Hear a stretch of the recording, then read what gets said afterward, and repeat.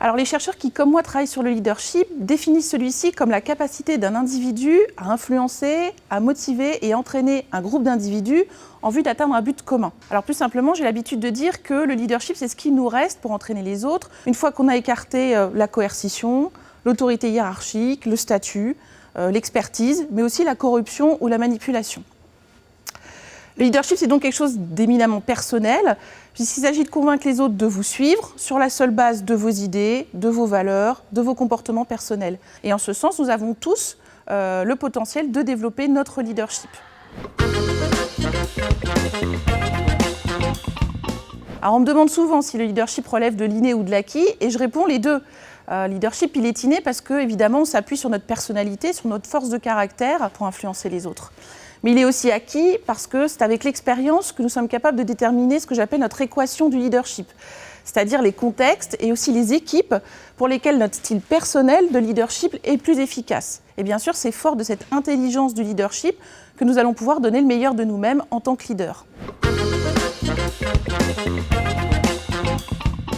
Alors, en avril dernier, nous avons mené une grande recherche à l'EDEC sur le leadership des cadres français, intitulée « La révolution du leadership ?»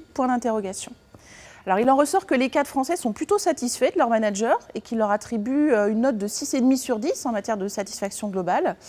En revanche, en matière de leadership, les managers atteignent tout juste la moyenne.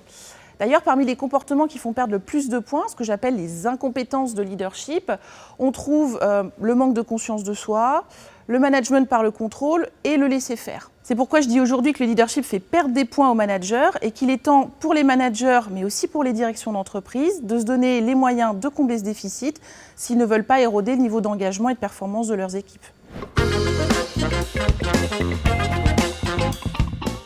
Alors dans notre étude, nous avons mesuré les écarts entre le leadership vécu et le leadership attendu par les cadres. Et nous avons également mesuré les comportements de leadership les plus efficaces.